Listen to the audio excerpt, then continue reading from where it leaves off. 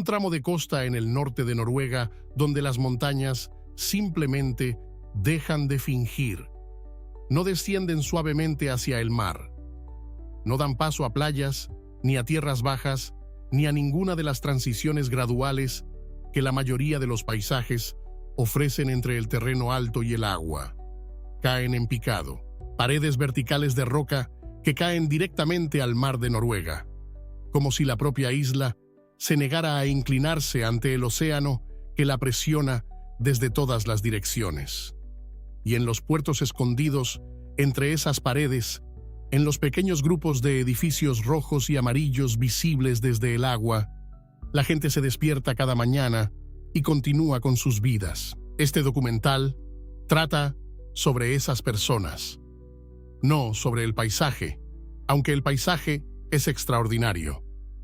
Tampoco sobre la experiencia turística, aunque los visitantes vienen, y las razones por las que lo hacen son fáciles de entender una vez que se ha visto esta costa desde el agua. Este documental trata sobre la experiencia específica, diaria, ordinaria y no tan ordinaria de ser una persona que ha decidido que este es el lugar donde vive, que pesca, cría a sus hijos, soporta los inviernos y se duerme por la noche con el mar de Noruega resonando a través de las paredes. Vamos a viajar por 4 conjuntos de islas noruegas, desde las menos conocidas hasta las más famosas.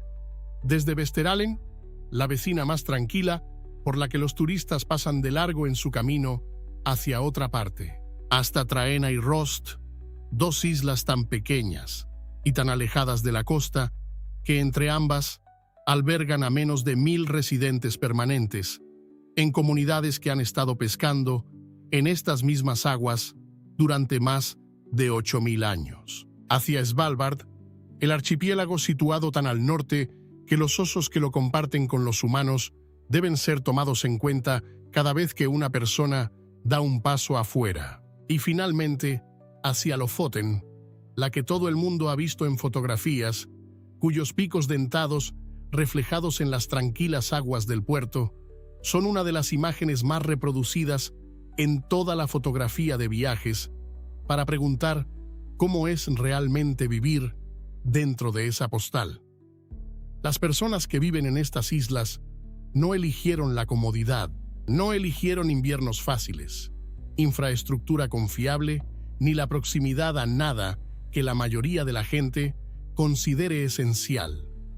Eligieron algo más, algo que es más difícil de nombrar, pero que está constantemente presente en la forma en que hablan sobre el lugar donde están. Eligieron una relación con el mar, el cielo y la luz que el resto del mundo no puede ofrecerles. Esto es la vida en las islas remotas de Noruega.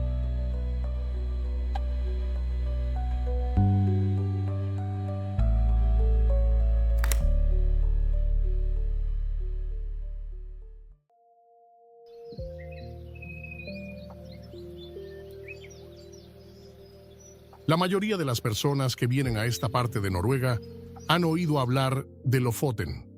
Muy pocas han oído hablar de Vesterålen.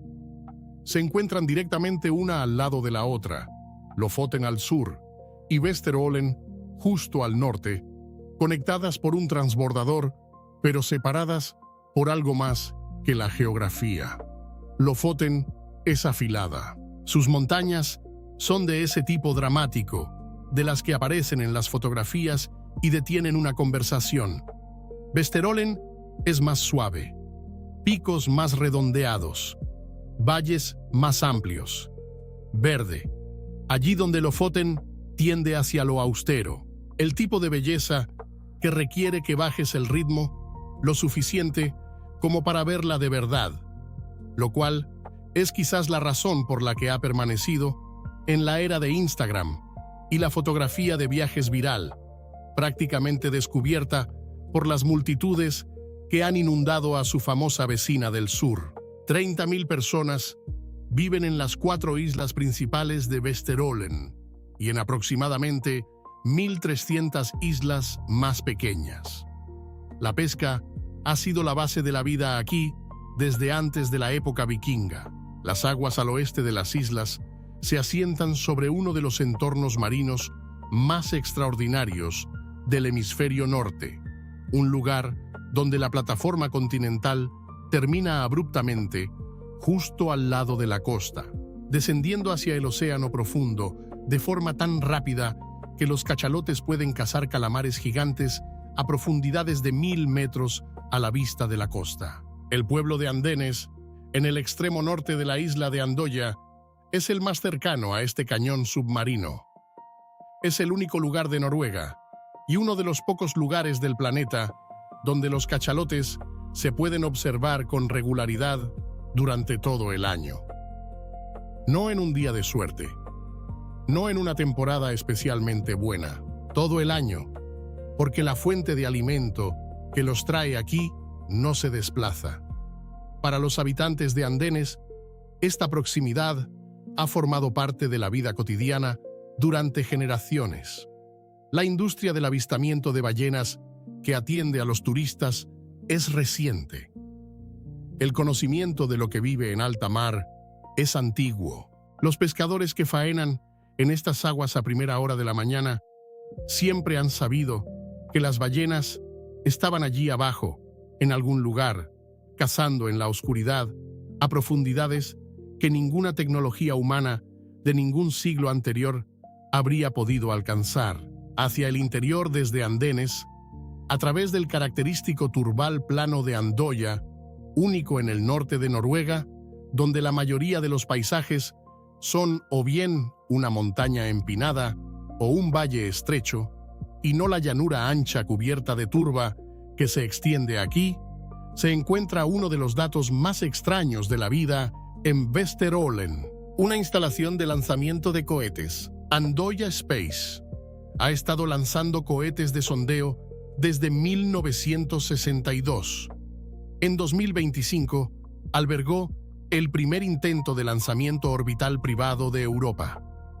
Los habitantes de esta isla viven simultáneamente con migraciones de ballenas visibles desde la orilla y lanzamientos de cohetes audibles desde el jardín. En el pueblo de Nixun, las capas de la historia de esta comunidad son visibles en un solo paseo. El pueblo fue abandonado en la década de 1970, demasiado remoto, demasiado difícil de abastecer, demasiado pequeño para ser económicamente viable en una Noruega que estaba consolidando sus comunidades costeras en centros más grandes y conectados. Se convirtió en un pueblo fantasma. Luego, en las décadas siguientes, ocurrió algo inesperado. Un grupo de personas, muchas de ellas procedentes de Alemania, atraídas por la calidad específica de la luz, el silencio y el aislamiento que ofrecía el pueblo, empezaron a comprar los antiguos edificios y a mudarse allí. Hoy en día, Nixun cuenta con un puñado de residentes permanentes, un restaurante, una galería de arte, un estudio de grabación y el tipo particular de energía que existe en los lugares que han regresado desde el borde de la desaparición. Por encima de Nixund y de los pueblos costeros circundantes, en las altas crestas, donde la vegetación escasea y la roca se apodera de todo, los pastores de renos samis han hecho pastar a sus animales durante siglos.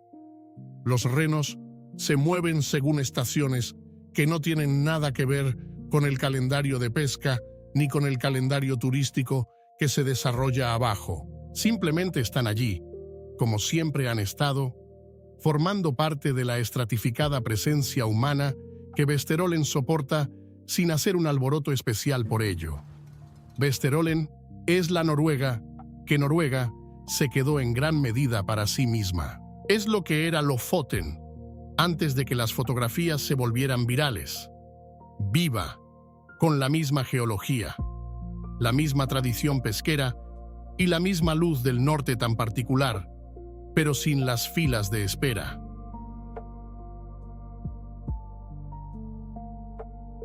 A 30 millas náuticas de la costa de Helgeland, el Círculo Polar Ártico pasa por un conjunto de 477 islas, islotes y escollos que juntos forman el municipio de Trena.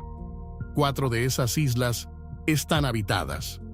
La población permanente total es de aproximadamente 450 personas. Y según la evidencia arqueológica recuperada de una gran cueva en la isla de Sanna, una cueva cuyo techo se eleva tanto y cuyas paredes se curvan de forma tan amplia que los isleños siempre la han llamado la Catedral de la Naturaleza, esas 450 personas son el capítulo más reciente de una presencia humana continua que se remonta a más de 9.000 años. 9.000 años.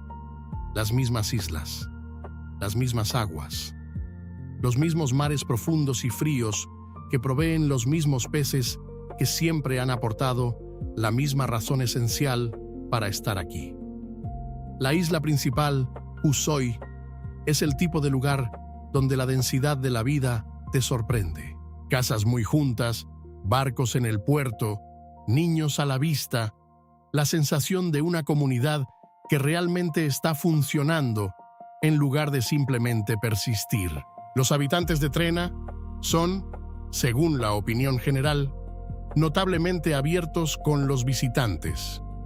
El tipo de hospitalidad sencilla que se desarrolla en lugares donde los extraños son siempre potencialmente interesantes en lugar de intrusivos, porque la comunidad es lo suficientemente pequeña como para que todo el mundo se conozca ya y un nuevo rostro represente algo bienvenido. Cada julio, Trena organiza un festival de música cuyo escenario, dentro de Kirkeheleren, la cueva catedral de Sanna, es posiblemente el lugar de conciertos más extraordinario del planeta. Miles de personas realizan el viaje a una isla que el resto del año apenas recibe atención externa para escuchar música interpretada dentro de un espacio en el que los seres humanos se han estado reuniendo desde la Edad de Piedra.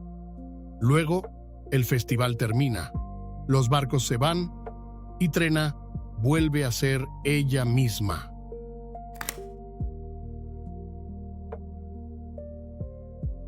A 140 kilómetros al suroeste, en el extremo mismo del archipiélago de Lofoten, se encuentra Røst, la isla más periférica de Noruega, el extremo suroeste de una cadena que comienza en el interior del continente y termina aquí. Un conjunto de tierras llanas que apenas se elevan 11 metros sobre el nivel del mar en su punto más alto, a 100 kilómetros del lugar habitado más cercano. Entre 450 y 500 personas viven en Røst. La isla es tan llana y está tan expuesta que el viento que recibe es el viento directo del Atlántico. Nada se interpone entre Røst y el océano abierto hacia el oeste, y el océano no deja que esto pase desapercibido. Los secaderos de pescado que cubren grandes secciones de la isla atrapan ese viento y lo aprovechan, transformando la captura de bacalao de invierno en el pescado seco que se ha exportado desde esta isla al mercado italiano durante casi 600 años. La conexión con Italia es específica e histórica. En 1431, un barco mercante veneciano, capitaneado por un hombre llamado Pietro Cherini, fue atrapado por una tormenta mientras navegaba desde Creta hacia Brujas.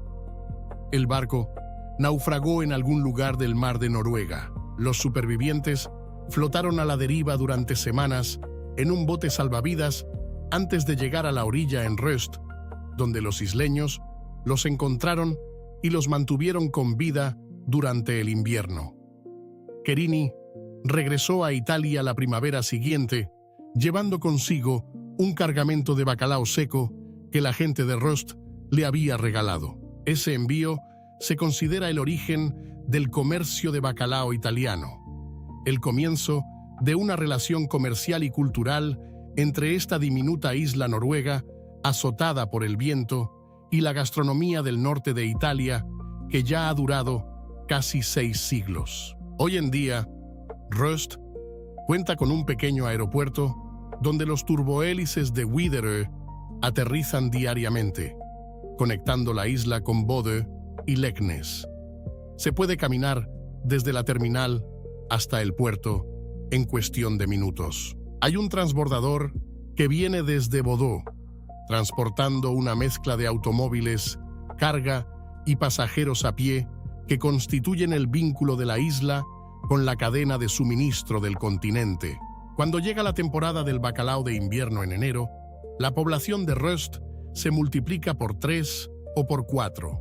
Los pescadores del continente vienen a trabajar en las semanas más intensas del año, viviendo temporalmente en cualquier alojamiento que la isla ofrezca antes de regresar cuando la temporada termina. Para la gente que vive aquí todo el año, el mar no es un telón de fondo, no es una vista.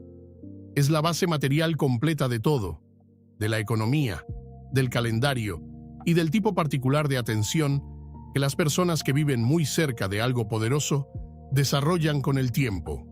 Trena y Røst no son la Noruega de las revistas de viajes. Son lugares más antiguos, más silenciosos y considerablemente más honestos sobre lo que realmente cuesta vivir al borde del mar.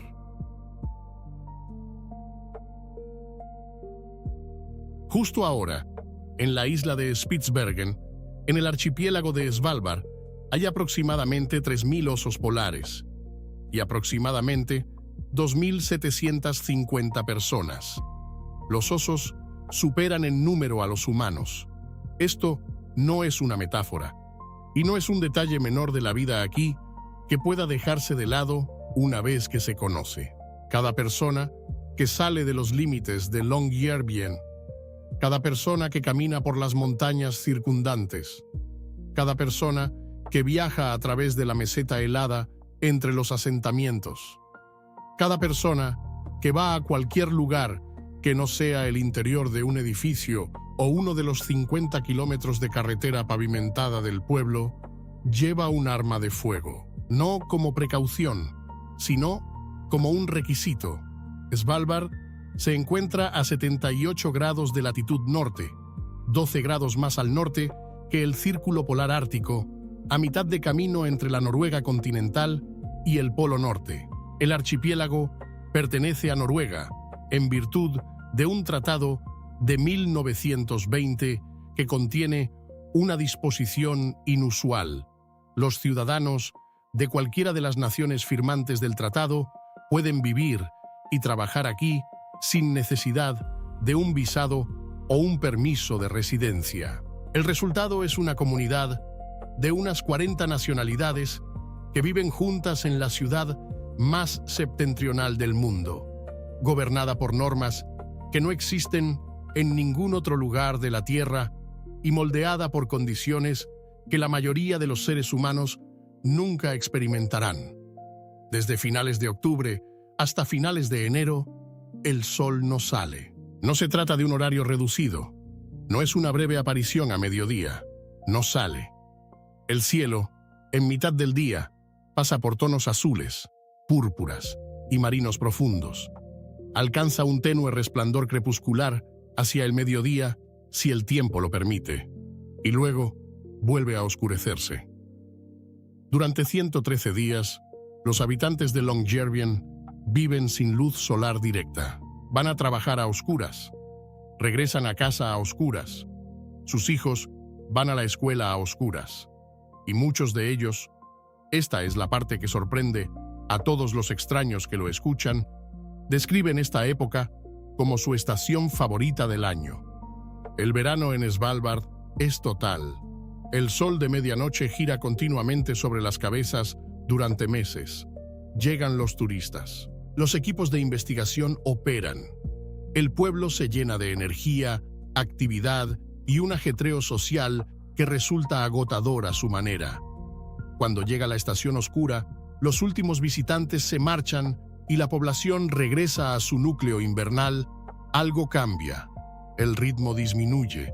La comunidad se vuelve hacia sí misma. La gente se reúne por las tardes de una manera que no lo hace durante los meses de actividad. Las auroras boreales aparecen no solo por la noche, sino a veces a mitad de lo que técnicamente es la tarde, porque todo es noche, y las cortinas de luz verde y violeta que se mueven por el cielo sobre el pueblo pasan a formar parte de un martes cualquiera por la tarde. Longyearbyen es un pueblo joven en la medida en que los pueblos mineros lo son. John Munro Longyear, un empresario estadounidense, estableció la primera mina de carbón aquí en 1906. El asentamiento que creció a su alrededor no era una comunidad a la que la gente se mudara con la intención de quedarse. Era un lugar al que la gente acudía a trabajar, tal y como han funcionado siempre las comunidades de extracción remotas. La última mina de carbón activa cerró en 2025, poniendo fin a la industria que creó el pueblo. Lo que queda es una comunidad que se ha reinventado en torno a la investigación ártica, el turismo y una población que elige quedarse cada vez más, no porque una mina necesite trabajadores, sino porque la propia Svalbard se ha convertido en el motivo. Científicos de universidades de todo el mundo mantienen aquí estaciones de investigación, estudiando los glaciares, el cambio climático, la química atmosférica y la biología del Alto Ártico. Guías de aventura lideran expediciones por los glaciares y a través de la meseta en motos de nieve. Artistas y escritores acuden a residencias y a veces no se marchan. El Banco Mundial de Semillas de Svalbard, excavado en el permafrost de una montaña cercana y diseñado para albergar muestras de semillas de los principales cultivos del planeta en caso de una catástrofe global, se asienta sobre el pueblo como un recordatorio de que este pedazo particular de territorio noruego tiene una responsabilidad con el resto de la especie. El propio permafrost está cambiando. Las temperaturas en Svalbard han aumentado más rápido que en casi cualquier otro lugar de la Tierra, más de 4 grados Celsius desde la década de 1970, frente a un promedio global que es una fracción de esa cifra. Los glaciares que se rompen en los fiordos retroceden visiblemente, año tras año. Los edificios cuyas cimentaciones se diseñaron para un suelo permanentemente congelado se desplazan a medida que ese suelo se descongela. El paisaje que atrajo a la gente aquí, la ciencia que mantiene aquí a los investigadores y la infraestructura diaria que mantiene en pie al pueblo, se están viendo alterados por el mismo proceso que los científicos de la colina están estudiando. Los habitantes de aquí lo saben, lo están viendo ocurrir desde dentro. Esa forma particular de conocimiento, el hecho de vivir en el lugar donde el cambio es más visible y más inmediato, le da a la comunidad de Longyearbyen una relación con el tema del clima que es diferente de cómo se lee en un periódico o en un informe. Se lee en la vista desde la ventana de la cocina. Svalbard es la versión más extrema de la pregunta que plantea todo este documental. ¿Por qué elegiría una persona vivir aquí? Y la respuesta que dan los que viven aquí de forma constante, a través de muchos idiomas y de muchas razones profesionales distintas para estar en el archipiélago, vuelve a ser la misma, porque ningún otro lugar de la Tierra ofrece esto.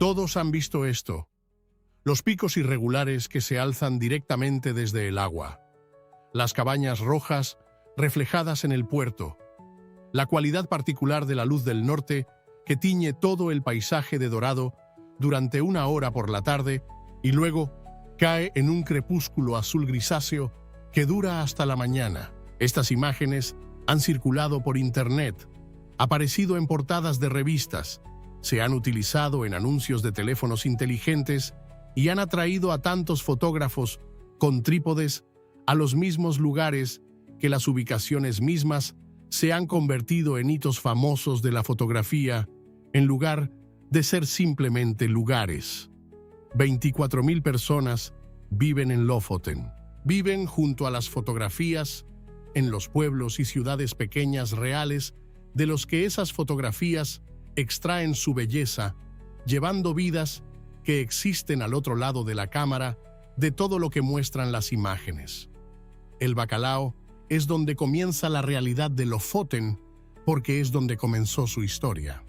Desde la era vikinga, hace más de 1000 años, el bacalao ártico ha migrado cada invierno desde el mar de Barents a las aguas alrededor de Lofoten para desovar. Los peces llegan en enero. Los pescadores están listos.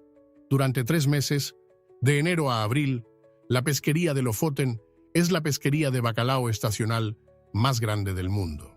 La captura se procesa, se seca en bastidores de madera y se envía como pescado seco a mercados de Europa, África y América del Sur.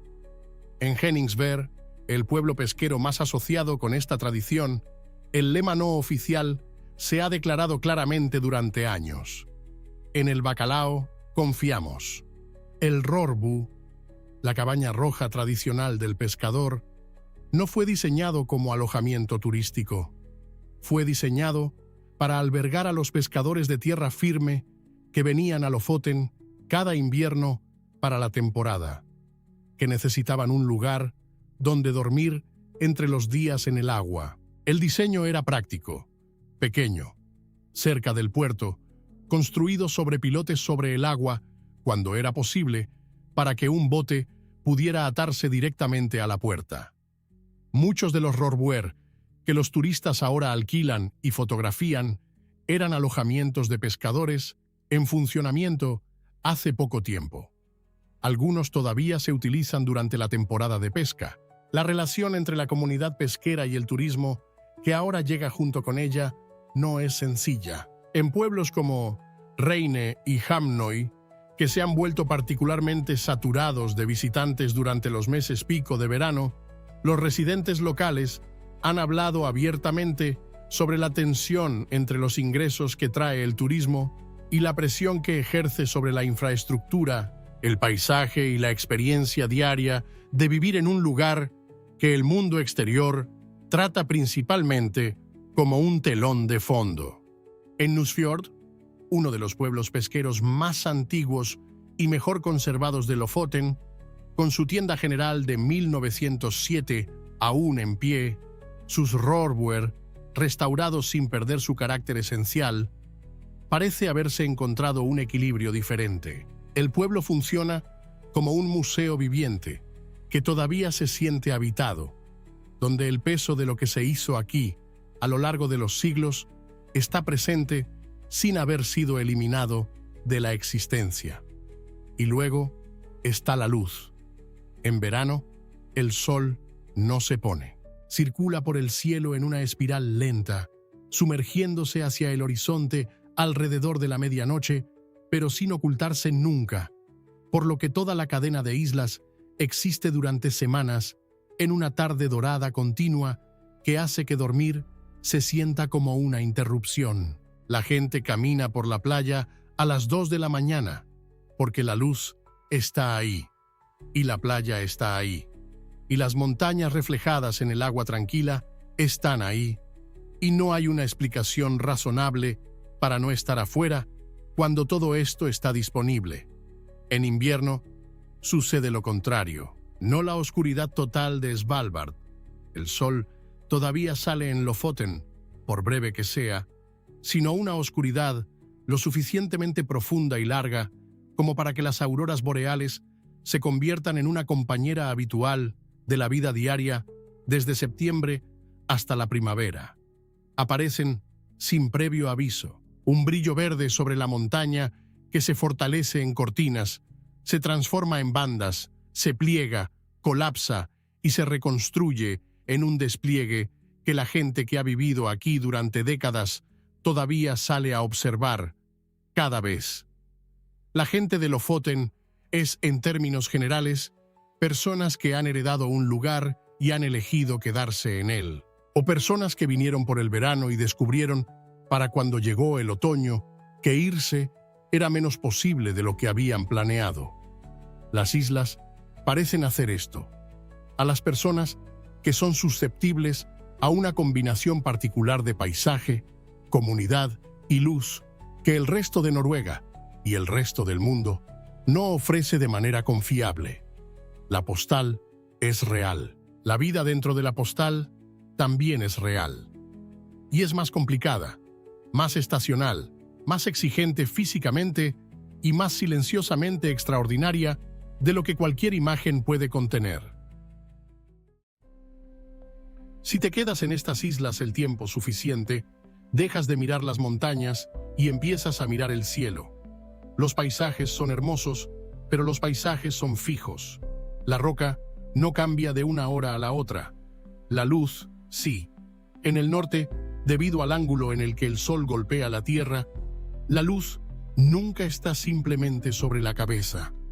Siempre viene de lado, larga y baja, proyectando sombras que se extienden a través de fiordos enteros, transformando la ladera de una montaña en una pared de ámbar, violeta o gris.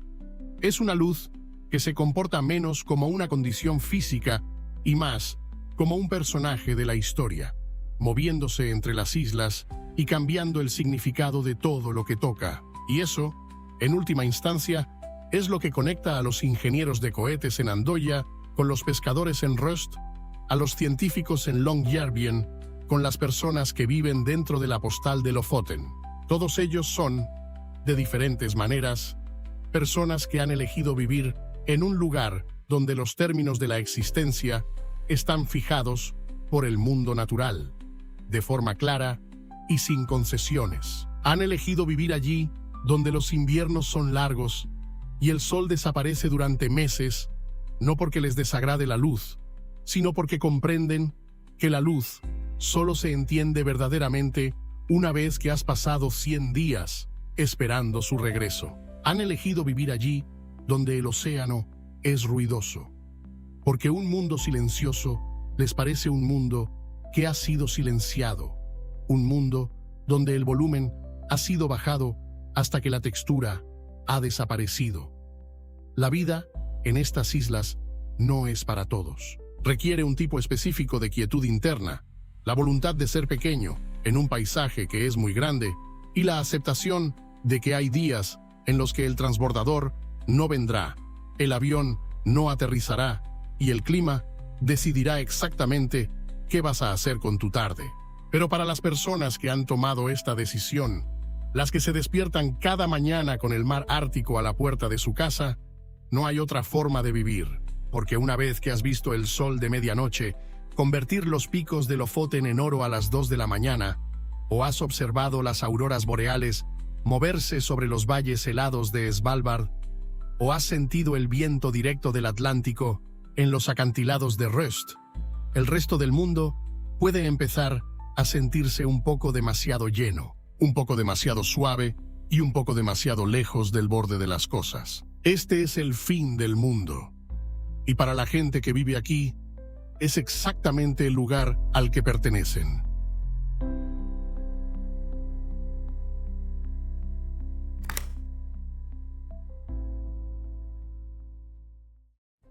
Hay una pregunta que subyace a todo este documental y no es realmente una pregunta sobre Noruega. Es una pregunta sobre lo que cuesta vivir en un lugar que te exige algo, sobre si las cosas que la comodidad ha eliminado de la vida moderna, la oscuridad, el frío, los ritmos que la tecnología no puede anular, eran costos que valía la pena pagar, o si eran algo más. Una forma de contacto con el mundo a la que la mayoría de nosotros ya no tiene acceso y que apenas empezamos a comprender que podríamos estar extrañando. Los habitantes de Vesterålen, Traena, Røst, Svalbard y Lofoten no han resuelto esta pregunta. Simplemente han elegido, cada uno a su manera y por sus propias razones, no evitarla. Queremos escucharte. Si pudieras pasar un año entero en cualquiera de estas 4 comunidades isleñas noruegas, el silencio de Vesterålen, el ritmo ancestral de Traena, la oscuridad total de Svalbard o la famosa belleza de Lofoten? ¿Cuál elegirías y qué crees que encontrarías allí que no tengas ahora? Cuéntanos en los comentarios. Leemos cada uno de ellos. Si este documental te hizo pensar de manera diferente sobre cómo se ve y se siente realmente una vida cercana a la naturaleza, compártelo con alguien que también merezca hacerse esa pregunta. La próxima semana iremos a un lugar que nunca ha tenido un solo residente permanente en casi 300 años de historia registrada. Una isla que la tierra mantiene caliente desde abajo y el océano mantiene congelada desde arriba. Una isla a la que las únicas personas que han llegado lo hicieron por accidente o en misión científica, y donde, en 1964, alguien encontró un bote salvavidas vacío en la orilla sin ninguna explicación que se haya dado de forma satisfactoria. Allí estaremos. Nos vemos allí.